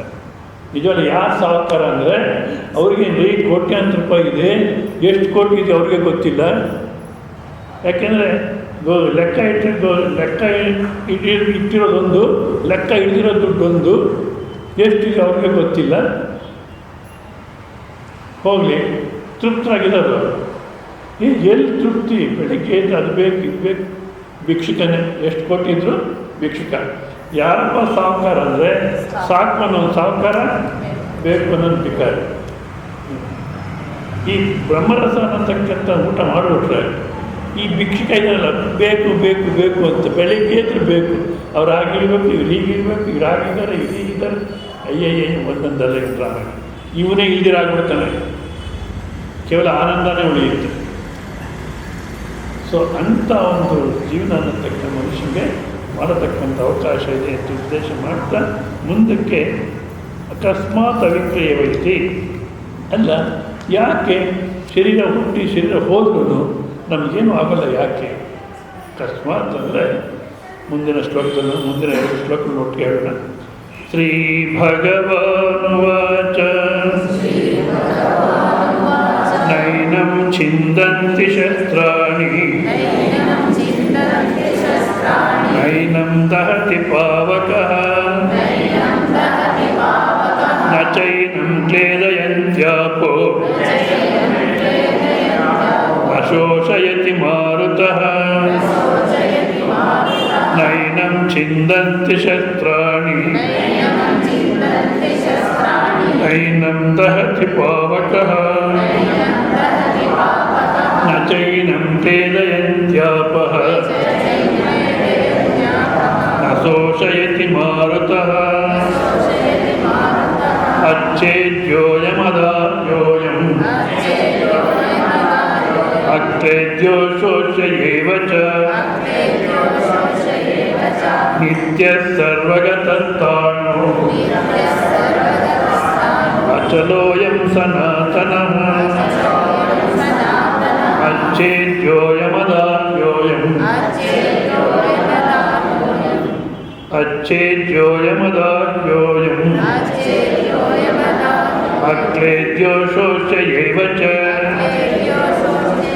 नित्यः सर्वगतस्ताणुः अचलोऽयं सनातनः. ಯಾಕಪ್ಪ ಏನು ವಿಕಾರ ಆಗೋಲ್ಲ ಅಂದರೆ ನೈನಂ ಚಿಂದಂತಿ ಶಸ್ತ್ರಾಣಿ, ಶಸ್ತ್ರಗಳಿಂದ ಅದನ್ನು ಕತ್ತರಿಸಲಿಕ್ಕೆ ಸಾಧ್ಯವಿಲ್ಲ. ಆಕಾಶ ಅನ್ನತಕ್ಕಂಥದ್ದನ್ನೇ ನಾವು ಕತ್ತಿನ ಕತ್ತರಿಸಲಿಕ್ಕೆ ಸಾಧ್ಯವಿಲ್ಲ. ಆಕಾಶಕ್ಕೂ ಆಧಾರವಾಗಿರತಕ್ಕಂಥ ಸ್ವರೂಪ ನಿಮ್ಮ ಸ್ವರೂಪ ಅಂದರೆ ನಾನು ಅನ್ನತಕ್ಕಂಥ ಅನಿಸಕ್ಕೆ ಇಲ್ದಿರ, ನಾನು ಇದ್ದೀನಿ ಅನ್ನತಕ್ಕಂಥ ಅನಿಸಕ್ಕೆ ಇಲ್ದಿರ, ಶರೀರ ಇಂದಿರ ಬುದ್ಧಿವನ್ನು ಸಾಕು ಎಲ್ಲವನ್ನು ತೆಗೆದುಹಾಕ್ಬಿಟ್ಟು ಏನು ಉಳಿಯಿತೋ ಅದು ಆನಂದ ಸ್ವರೂಪ, ಬ್ರಹ್ಮಸ್ವರೂಪ, ಜಗತ್ತಿಗೆ ಆಧಾರವಾದಂಥ ಸ್ವರೂಪ. ಅದನ್ನು ಕತ್ತರಿಸಲಿಕ್ಕಾಗಲ್ಲ. ನೈನಂ ಚಿಂದಂತಿ ಶಸ್ತ್ರಾಣಿ ನೈನಂ ದಹಂತಿ ಪಾವಕಃ, ಅಗ್ನಿ ಅದನ್ನು ಸುಡಲಿಕ್ಕೆ ಸಾಧ್ಯವಿಲ್ಲ. ನ ಚೈನಂ ಕ್ಲೇದಯಂತ್ಯಾಪಃ, ಈ ನೀರು ಅದನ್ನು ತೋಯಿಸಲಿಕ್ಕೆ ಸಾಧ್ಯವಿಲ್ಲ, ಗಾಳಿಯನ್ನು ಒಣಗಿಸಲಿಕ್ಕೆ ಸಾಧ್ಯವಿಲ್ಲ ಅಂಥ ಒಂದು ಸ್ವರೂಪನ ಅಂದರೆ ನಾಶ ಮಾಡತಕ್ಕಂಥ ಯಾವ್ಯಾವ ವಿಧಾನ ಇದೆಯೋ ಯಾವುದರಿಂದಲೂ ನೀವು ನಾಶ ಆಗೋದಲ್ಲ. ನಿಜವಾಗಿ ಚೆನ್ನಾಗಿ ನಿಶ್ಚಯ ಆಗಬೇಕು. ಎಷ್ಟು ಮಟ್ಟಿಗೆ ನಿಶ್ಚಯ ಆಗಬೇಕಂದ್ರೆ ಅಲೆಕ್ಸಾಂಡರ್ ನಮ್ಮ ದೇಶಕ್ಕೆ ಬರ್ತಾರಂತೆ. ಅವ್ರ ಗುರು ಅರಿಸ್ಟಾಟಲ್ ಹೇಳಿರ್ತಾರೆ, ಭಾರತ ದೇಶದಿಂದ ಬರಬೇಕಾದ್ರೆ ನೀವು ಒಂದು ಭಗವದ್ಗೀತೆ, ಗಂಗಾ ನೀರು ಮತ್ತು ಇದು ಒಬ್ಬ ಸನ್ಯಾಸಿ ಕರ್ಕೊಂಬ ಅಂತ. ಸರಿ, ಭಗವದ್ಗೀತೆ ಕಲೆಕ್ಟ್ ಮಾಡಿಕೊಂಡ್ರು, ಗಂಗಾ ನೀರು ತಗೊಂಡ್ರು. ಸನ್ಯಾಸಿಗಳು ಎಲ್ಲಂದಲ್ಲೂ ಯಾವ ಊರಿಂದ ಅವರಲ್ಲಿ ಓಡಾಡ್ತಿರಲಿಲ್ಲ. ಅದು ಈಗಿನ ಕಾಲಕ್ಕೆ ಸನ್ಯಾಸಿಗಳು ಜಾಸ್ತಿ ಆಗಿಬಿಟ್ಟು ಅದೇನು ಬೆಲೆನೇ ಇಲ್ಲ. ಪೇಪರ್ಗಳು ಏನೇನೋ ಬರುತ್ತೆ ಕಥೆಗಳು, ಅದಕ್ಕೇನು ಬೆಲೆನೇ ಇಲ್ದಿರಾಗ್ಬಿಟ್ಟೆ ಸನ್ಯಾಸಿಗಳು. ಆಗಿನ ಕಾಲಕ್ಕೆ ಆ ಥರ ಕಾಣ್ತಿರ್ಲಿಲ್ಲ. ಸರಿ, ಸನ್ಯಾಸಿಗಳು ಎಲ್ಲಿ ಸಿಗ್ತಾರೆ ಅಂದರೆ ಹಿಮಾಲಯಸ್ಗೆ ಹೋಗ್ಬೇಕು ಅಂತ ಹಿಮಾಲಯಸ್ಗೆ ಹೋಗ್ತಾರೆ. ಅಲ್ಲಿ ಆ ಬೆಟ್ಟ ಜನ ಹೇಳ್ತಾರೆ, ನೋಡಿ ಆ ಗುಹೆನಲ್ಲಿ ಒಬ್ಬರಿದ್ದಾರೆ, ಹೋಗಿ ಮಾತಾಡಿಸಿ ಅಂತ. ಆ ಗುಹೆಗೆ ಹೋದರೆ ನಗ್ಗಿನೋ ಮಲ್ಕೊಂಡಿದ್ದಾರೆ. ಏನು ಆಸ್ತಿ ಇಲ್ಲ, ಏನಿಲ್ಲ, ಕೇವಲ ಒಂದು ಟೋಪಿನ ಲಂಗೋಟಿ ಹಾಕೊಂಡು ಮಲಗಿದ್ದಾರೆ. ನಿಜವಾದ ಅಂಥವ್ರು ನೋಡಿದ್ರೆ ನಮಗೇನು ಅನಿಸುತ್ತೆ, ನಿರ್ಗತಿಕರು, ಏನಿಲ್ಲ. ನಿಜವಾದ ಅವರೇ ಸಾವುಕಾರರು. ಯಾಕೆ ನಾನು ಹೇಳಿದ್ನಲ್ಲ, ಭೂಮಿ ನಿನ್ನದಲ್ಲ, ಹೇಮ ನಿನ್ನದಲ್ಲ, ಭಾವನೆ ನಿನ್ನವಳಲ್ಲ, ಜ್ಞಾನರತ್ನ ಒಂದೇ ನಿನ್ನದು. ಅದನ್ನು ತಿಳಿದಂದು ನಿನಗಿಂತ ಶ್ರೀಮಂತರಿಲ್ಲ. ಆ ಒಂದು ಶ್ರೀಮಂತನ ನೋಡಿದ್ರೆ ಅಲೆಕ್ಸಾಂಡರ್ಗೆ ಏನು ಜೀವನ ಇದು, ಈ ಚಳಿನಲ್ಲಿ ಬಟ್ಟೆ ಇಲ್ದಿರ, ಹೊದಿಕೆ ಇಲ್ದಿರ, ಇಂಥವ್ನು ಕರ್ಕೊಂಬ ಅಂದ್ರ ನಮ್ಮ ಗುರುಗಳು. ಆಯಿತು, ಅಲೆಕ್ಸಾಂಡ್ರು ಯಾವತ್ತೂ ಅವ್ರ ಗುರು ಮಾತು ವಿರೋಧ ಮಾಡಿಲ್ಲಂತೆ.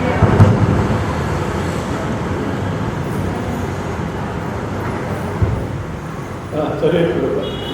ಯಾವುದೋ ಒಂದು ವೈದ್ಯ ಆಯ್ತು,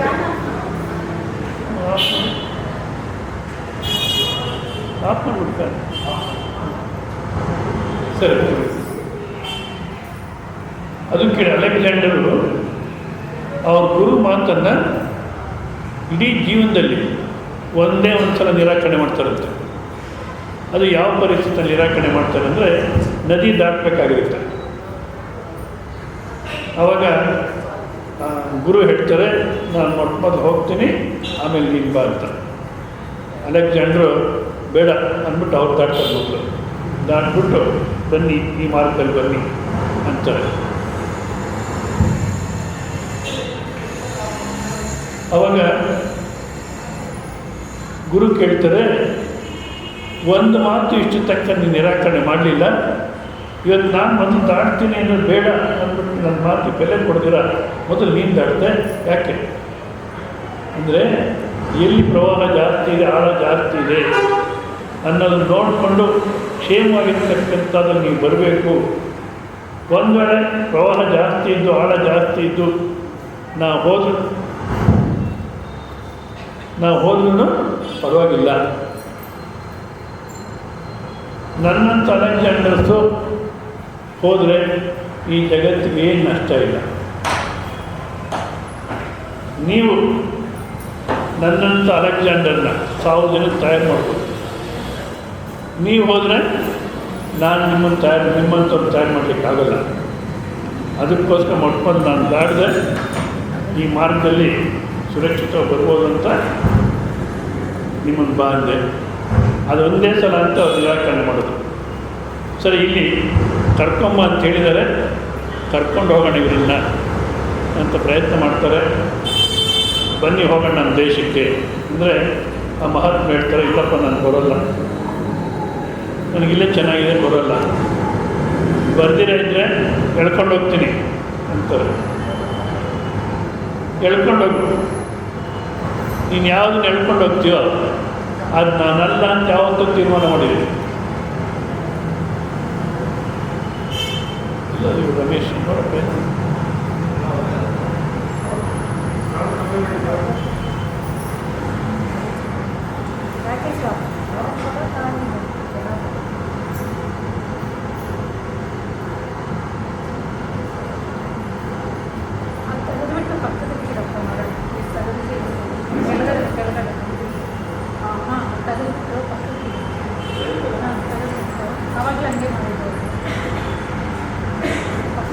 ಪಕ್ಕಿಡಪ್ಪ.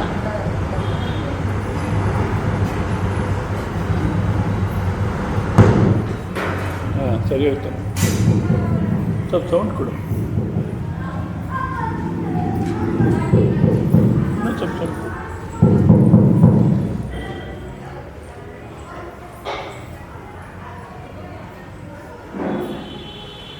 ಜ್ಞಾಪಕ ಎಲ್ಲಿದ್ವಿ ಅಂತ ಬಾ ಕಾಣಿಸುತ್ತೆಲ್ಲ. ನೀನು ಬರ್ದಿರೋದು ಎಳ್ಕೊಂಡು ಹೋಗ್ತೀನಿ ಅಂತಾರೆ. ಯಾವುದನ್ನ ಎಳ್ಕೊಂಡು ಹೋಗ್ತೀಯೋ ಅದು ನಾನಲ್ಲ ಅಂತ ಯಾವತ್ತೋ ತೀರ್ಮಾನ ಮಾಡಿ ಬಿಸಾಟಿದೆ. ಎಳ್ಕೊಂಡೋಗಿ ಯಾವುದನ್ನ ಎಳ್ಕೊಂಡು ಹೋಗ್ತಾರೆ? ಶರೀರನ. ಅದು ನಾನಲ್ಲ ಅಂತ, ಅದು ವೇದಾಂತ. ಸುಮ್ಮನೆ ಗ್ರಂಥಗಳು ನೋಡಿಕೊಂಡು ಭಯ ಮಾಡ್ಬಿಟ್ಟು ಪ್ರವಚನ ಮಾಡಿಬಿಟ್ರೆ ಜ್ಞಾನಿ ಅಲ್ಲ. ಸಾವು ಅನ್ನತಕ್ಕ ಇದರಲ್ಲಿ ಬಂದಾಗ್ಲೂ ನನಗೆ ಸಾವಿಲ್ಲ ಅನ್ನಿಸ್ಬೇಕು. ಸುಮ್ಮನೆ ಕೊಡಿ, ಸುಮ್ಮನೆ ಕೊಡಬೇಕು. ಎಳ್ಕೊಂಡೋಗಿ ಯಾವುದನ್ನು ಎಳ್ಕೊಂಡೋಗಿ ಕೇಳ್ಕೊಂಡೋಗಿ. ನೈನಂ ಚಿನ್ನಂತಿ ಶಸ್ತ್ರಾಣಿ ನೈನಂ ದಹತಿ ಪಾವಕಃ ನ ಚೈನಂ ಕ್ಲೇದಯಂತ್ಯಾಪೋ ನ ಶೋಚಯತಿ ಮಾರುತಃ. ಎಳ್ಕೊಂಡೋಗು, ನನ್ನಂತೂ ನೀನು ಮುಟ್ಲಿಕ್ಕಾಗಲ್ಲ. ಅಲೆಕ್ಸಾಂಡರ್ಗೆ ಆಶ್ಚರ್ಯ ಆಗುತ್ತೆ, ಏನು ಧೈರ್ಯ, ನಿರ್ಗತಿಕ, ಎಲ್ವಂತ ಈ ಧೈರ್ಯ ಅಂದ್ಬಿಟ್ಟು ನೋಡೋಣ ಅಂದ್ಬಿಟ್ಟು, ನೋಡೋ ಯಾರ ಹತ್ರ ಮಾತಾಡ್ತಾ ಇದೆಯಾ, ಅಲೆಕ್ಸಾಂಡರ್ ದಿ ಗ್ರೇಟ್, ಇಡೀ ಪ್ರಪಂಚನೇ ಭಯಪಡುತ್ತೆ ಅಂದ್ಬಿಟ್ಟು ಕತ್ತಿ ತೆಗಿತಾರೆ. ನೀನು ಬರಲಿಲ್ಲ, ನಿನ್ನ ಕುತ್ತಿಗೆ ಕೆಳಗಡೆ ಬೀಳುತ್ತೆ, ನಿನ್ನ ಕುತ್ತಿಗೆ ಕೆಳಗೆ ಬೀಳುತ್ತೆ. ಮಹಾತ್ಮ ನಗ್ತಾರೆ, ಅಚ್ಛೇದ್ಯೋಯ ಮದಾಖ್ಯೋಯ ಅಕ್ಲೇದ್ಯೋಷೋ ಶಿವಚ ನಿತ್ಯ ಸರ್ವಗತ ಸ್ಥಾನ. ನಕ್ಬಿಟ್ಟು ಹೇಳ್ತಾರೆ, ಯಾವ ಕುತ್ತಿಗೆ ಕೆಳಗಡೆ ಬೀಳುತ್ತೆ ಅಂತ ಹೇಳ್ತೀಯೋ, ಯಾವ ಕುತ್ತಿಗೆ ಕೆಳಗಡೆ ಬೀಳೋದನ್ನು ನೀನು ನೋಡ್ತಿರ್ತೀಯೋ ಅದನ್ನು ನಾನು ನೋಡ್ತಿರ್ತೇನೆ. ನಿಜವಾದ ಪ್ರತಿಯೊಂದಕ್ಕೂ ನಾವು ಸಾಕ್ಷಿ.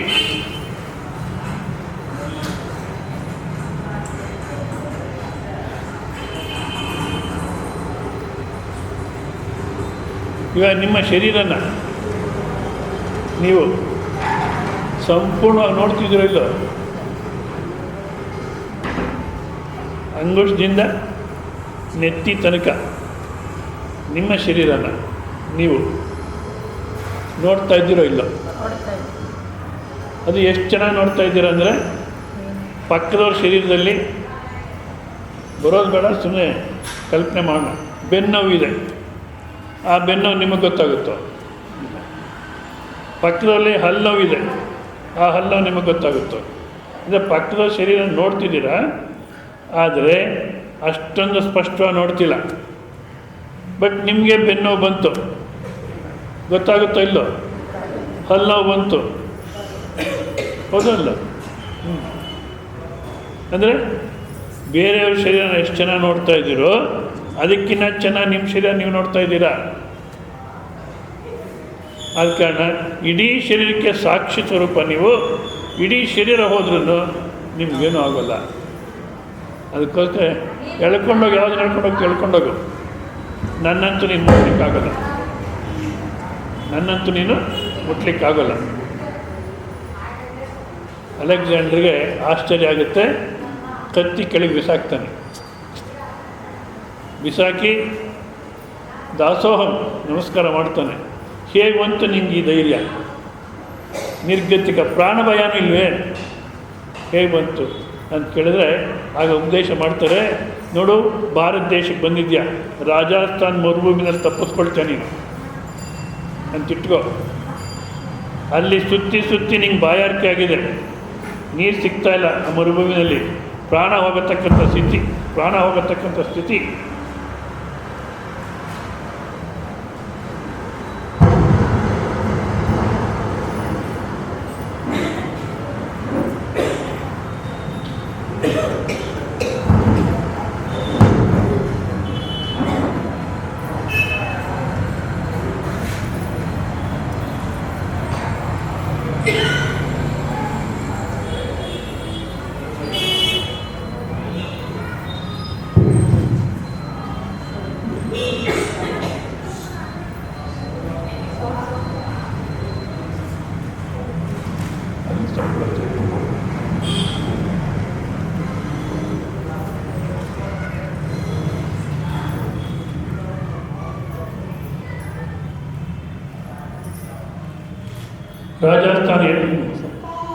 ರಾಜಸ್ಥಾನ ಮರುಭೂಮಿಯಲ್ಲಿ ತಪ್ಪಿಸ್ಕೊಳ್ತೀಯ, ಸುತ್ತಿ ಸುತ್ತಿ ಬಾಯಕ್ಕೆ ಪ್ರಾಣ ಹೋಗತಕ್ಕಂಥ ಸ್ಥಿತಿ ಇದೆ, ಎಲ್ಲೂ ನೀರು ಸಿಗೋಲ್ಲ. ಆ ಸ್ವಾಮಿಗಳು ಹೇಳ್ತಾರೆ, ನಾನೊಂದು ಗ್ಲಾಸ್ ನೀರು ಇಟ್ಕೊಂಡು ಕೂತಿರ್ತೀನಿ, ನೀನು ಬರ್ತೀಯ, ನೀರು ಕೇಳ್ತೀಯ, ನೀನು ಪರಿಸ್ಥಿತಿ ನೋಡಿಬಿಟ್ಟು ನಾನು ಹೇಳ್ತೀನಿ, ನಿನ್ನ ಅರ್ಧ ರಾಜ್ಯ ಕೊಟ್ಟರೆ ನಾನೊಂದು ಗ್ಲಾಸ್ ನೀರು ಕೊಡ್ತೀನಿ ಅಂತೀನಿ. ಅವ್ರಿಗೇನು ಮಾಡ್ತೀಯ? ಅಯ್ಯೋ ಇನ್ನೇನು ಮಾಡೋದು, ಪ್ರಾಣ ಉಳಿಸ್ಕೊಳ್ಳೋಕ್ಕೆ ಅರ್ಧ ರಾಜ್ಯ ಕೊಟ್ಟು ನೀರು ತೊಗೊಳ್ತೀನಿ. ಅವಾಗ ಮತ್ತೆ ಹೇಳ್ತಾರೆ ಸ್ವಾಮಿಗಳು, ನಿನ್ನ ಪರಿಸ್ಥಿತಿ ನೋಡಿ ನಾನು ಮಾತು ಬದಲಾಯಿಸ್ತೀನಿ, ಅರ್ಧ ರಾಜ್ಯ ಕೊಡಲ್ಲ, ನೀನು ಸಂಪೂರ್ಣ ರಾಜ್ಯವನ್ನು ಕೊಟ್ಟರೆ ಒಂದು ಗ್ಲಾಸ್ ನೀರು ಕೊಡ್ತೀನಿ ಅಂತ. ಅವಾಗ ಹೇಳ್ತಾರೆ, ಸಂಪೂರ್ಣ ರಾಜ್ಯ ಕೊಟ್ಟು ನೀರು ತೊಗೊಂಡು ಮತ್ತೆ ಯುದ್ಧ ಮಾಡ್ತೀನಿ ಬೇಕಾದರೆ ಅಂತಾರೆ. ಅಂದರೆ ನೀನು ಸಂಪಾದನೆಯಲ್ಲಿ ಎಷ್ಟಾಯಿತು? ಒಂದು ಗ್ಲಾಸ್ ನೀರು. ಸಾಪೇಕ್ಷಿಕ ಇದು. ನಮ್ಮಂತ ಇಷ್ಟು ಕೋಟಿ ದುಡ್ಡಿದೆ ಅಂತೀವಿ. ಈ ಹೆಣ್ಣು ಹುಡುಗರು ಗೌರ್ಮೆಂಟ್ನವರು ಮಧ್ಯರಾತ್ರಿ ಕೂತ್ಕೊಂಡು ಡಿಮಾನಿಟೈಸ್ ಮಾಡಿದ್ರು, ಎಲ್ಲ ಹೋಯ್ತು, ಇಟ್ಟಿದ್ದೆಲ್ಲ ಹೋಯ್ತು. ಇವಾಗ ಹೇಳ್ತಾರಲ್ಲ 2002 ಅವಾಗ ಪ್ರಿಂಟ್ ಮಾಡಿದ ನೋಟ್ಸು ಚಲಾವಣೆ ಆಗೋಲ್ಲ. 500 ರೂಪಾಯಿ 1000 ರೂಪಾಯಿ ನೋಟ್ಸು ಮಕ್ಕಳ ಎಬ್ಬರು ಕಳಿಸ್ಬೇಕು ನಡಿ.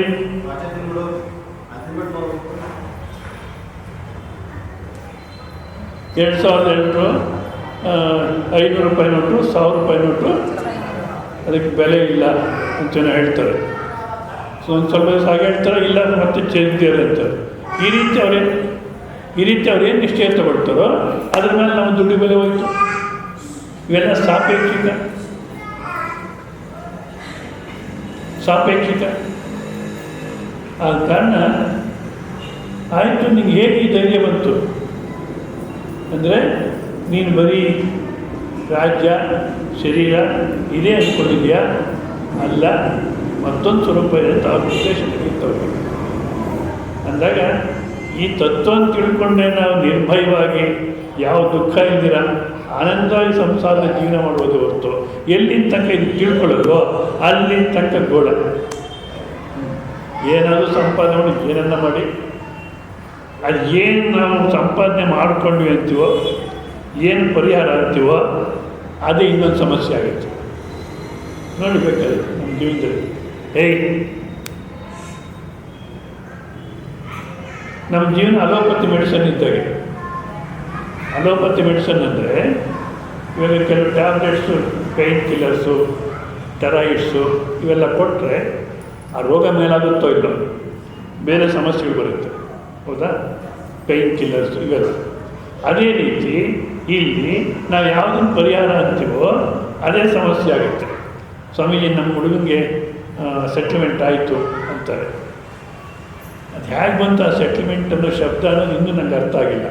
ಜನ ಉಪಯೋಗಿಸಿದ್ದೆ ನಮ್ಮ ಹುಡುಗನ ಸೆಟ್ಲ್ಮೆಂಟ್ ಆಯಿತು, ನಮ್ಮ ಹುಡುಗಿ ಸೆಟ್ಲ್ಮೆಂಟ್ ಆಯಿತು. ಅನ್ಸೆಟ್ಲ್ಮೆಂಟ್ ಅದು, ಅಲ್ಲಿಂದ ಸಮಸ್ಯೆ ಶುರುವಾಗುತ್ತೆ. ಸಿನಿಮಾದಲ್ಲಾದ್ರೂ ಸೆಟ್ಲ್ಮೆಂಟು, ಏನೋ ಮದುವೆ ಆಗುತ್ತೆ, ಕೈ ಹಿಡ್ಕೊಂಡು ಹೊರಟೋಗ್ತಾರೆ, ಸಮಾಪ್ತಿ ಅಂತ ಬರುತ್ತಲ್ಲಿ. ಇಲ್ಲಿ ಸಮಾಪ್ತಿ ಅಲ್ಲ, ಪ್ರಾರಂಭ. ಸೆಟ್ಲ್ಮೆಂಟ್ ಆಯಿತು, ಭಾಳ ಸಂತೋಷ. ನಾನು ಹೇಳ್ತೀನಿ, ನಮ್ಮ ಹುಡುಗನ ಸೆಟ್ಲ್ಮೆಂಟ್ ಆಯಿತು ಅಂದರೆ ನೀವಿಬ್ಬರು ಅತ್ತೆ ಮಾವನ್ನು ಅಭಿಮಾನ ತಂದ್ಕೋಬೇಡಿ. ಇದರಲ್ಲಿ ಎಷ್ಟು ಚೆನ್ನಾಗಿದೆ ವಾಕ್ಯ, ಅರ್ಥ ಆಗಲ್ಲ. ಅದು ನೀವು ಅತ್ತೇನು ಅಭಿಮಾನ ಪಡಬೇಡಿ. ಸೆಟ್ಲ್ಮೆಂಟ್ ಆಯಿತು, ಮದುವೆ ಮಾಡಿ, ಆದರೆ ನಾನು ಅತ್ತೆ ಅನ್ನೋ ಅಭಿಮಾನ ತಂದ್ಕೋಬೇಡಿ. ವ್ಯವಹಾರಕ್ಕೆ ಬೇಕಾದ್ರೆ ಜನ ಹಾಗಂದ್ಲಿ, ನಿಮಗೆ ಅಭಿಮಾನ ಬರಬಾರ್ದು. ಯಾಕೆ? ಅಭಿಮಾನ ಇದ್ದರೆ ಸೊಸೆನ ಒಪ್ಪಲ್ಲ. ಶುರು ಯುದ್ಧ. ಸೆಟ್ಲ್ಮೆಂಟ್ ಆಯಿತು, ಮದುವೆನೂ ಆಯಿತು, ಮತ್ತು ಇನ್ನೊಂದು ಸಲ ಹೋದರೆ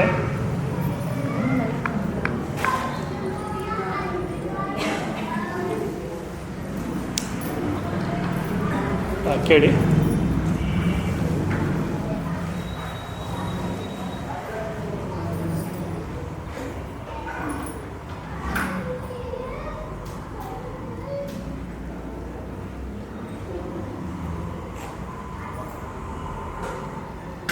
ಸೌಂಡ್ ಕಮ್ಮಿ ಆಗುತ್ತೆ.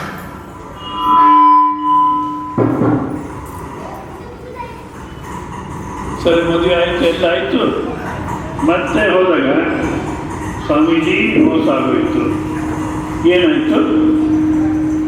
ಈಗ 4 ಭಾಷೆ ಬರುತ್ತೆ ಹುಡುಗಿಗೆ. ಹಿಂದಿ, ಇಂಗ್ಲೀಷು, ಕನ್ನಡ, ತೆಲುಗು, ಯಾವ ಭಾಷೆನ ಬೈತೊಳಗೆ ಗೊತ್ತಾಗಲ್ಲ. ಯಾವ ಸೆಟ್ಲ್ಮೆಂಟ್ ಆಯಿತು ಅಂದ್ವೋ ಅದೇ ಸಮಸ್ಯೆ ಆಗಿದೆ. ಮತ್ತೆ ನೋಡಿ ಬೇಕಾದ್ರೆ